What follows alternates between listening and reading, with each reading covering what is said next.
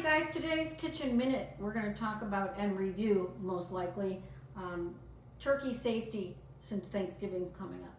So in your bundle bags this week, you're going to be getting a thermometer and a handout that describes some of the safety ideas that surround cooking a Thanksgiving turkey.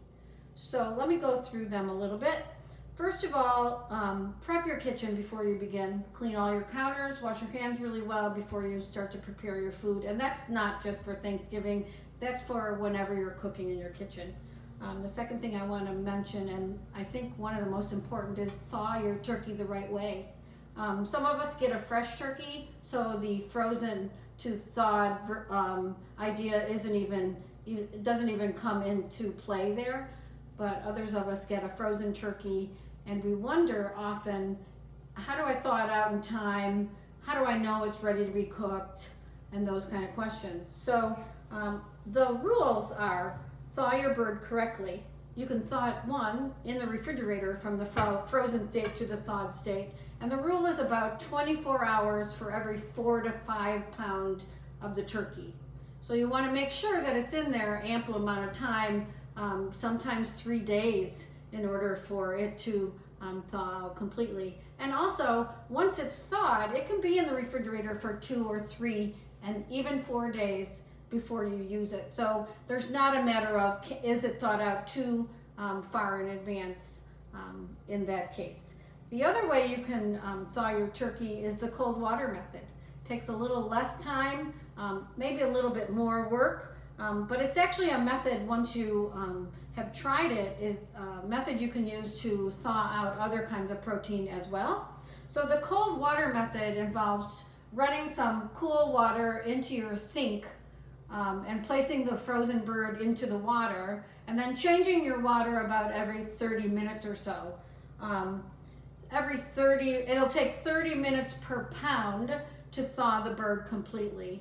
And then once it's thawed, it can be in your refrigerator for, like I said, 3, maybe 4 days before you cook it.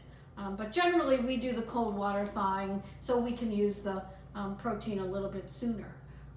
Again, if you have a pork roast or any sort of beef that you want to thaw, what I like to do is take a large bowl, put it in my sink, and just fill it up with cool water, and then leave a trickle of water trickling on top of the frozen protein for that 30 minutes per pound, and you'll have a really perfectly thawed out piece of protein that you can then go ahead and cook. So those are the important things. Make sure it's thawed all the way, because no matter how you cook it, if it's frozen, it's going to take longer, and that's going to enter into the point at which you're eating a turkey that's uncooked completely, and that's where we run into foodborne illness.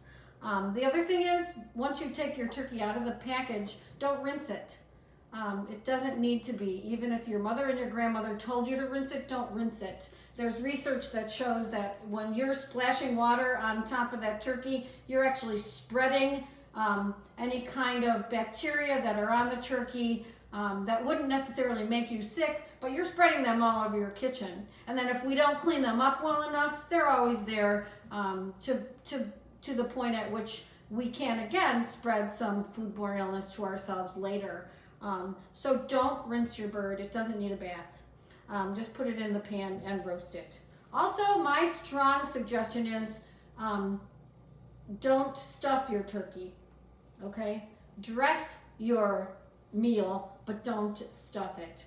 Again, if you stuff the breading, your favorite breading, mixed into the carcass of the turkey, we can't be sure that right inside, the furthest point inside the bird, that stuffing is going to be cooked all the way. And it may hold on to or maintain some of that salmonella or that bacteria that can make people sick later. So I think it's really best just to avoid stuffing and get a beautiful casserole and use that to cook your favorite stuffing. Plus you can make more. The carcass limits the amount you can have, and someone like me, my favorite part of Thanksgiving dinner is the stuffing and gravy.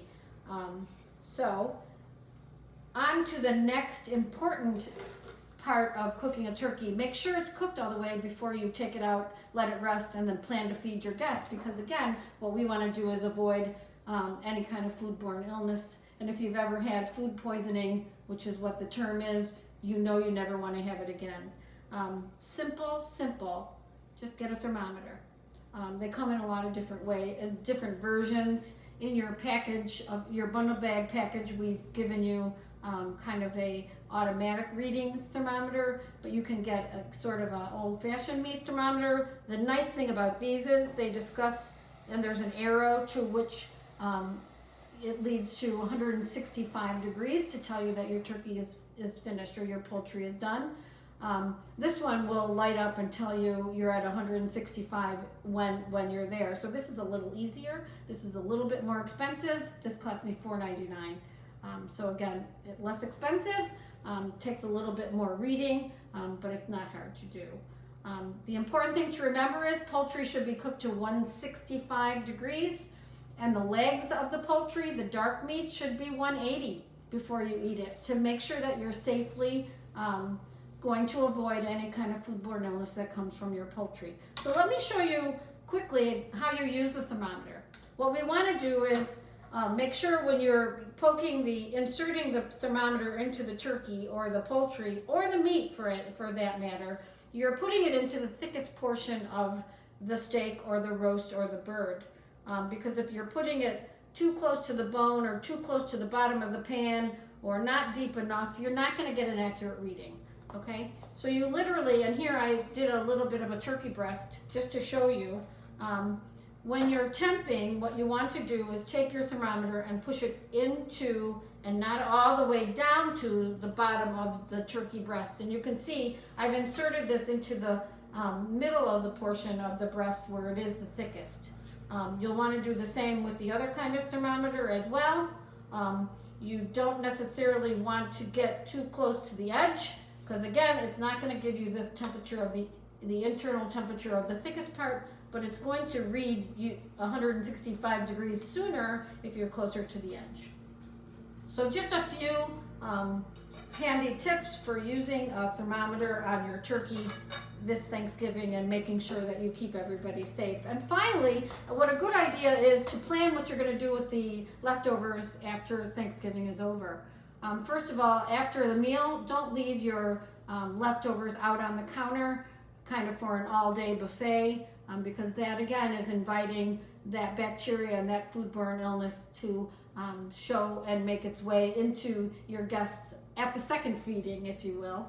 I would encourage you never to let food sit out on the counter for more than 2 hours. It should all be refrigerated and can easily be warmed up if you want to reheat for dinner or sandwiches later. The other thing is leftovers. Leftovers shouldn't be left in your refrigerator for more than 4 days. Even the completely safely cooked food, should be disposed of after 4 days if you haven't eaten it all.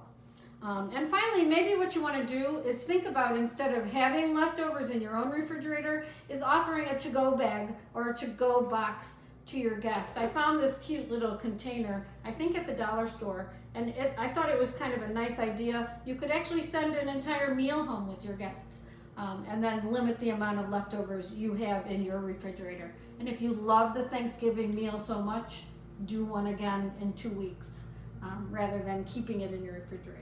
So hopefully those tips will help you next week or in the next 2 weeks when we are approaching Thanksgiving. And I hope everybody has a wonderful Thanksgiving with their family, wonderful, happy, healthy meal.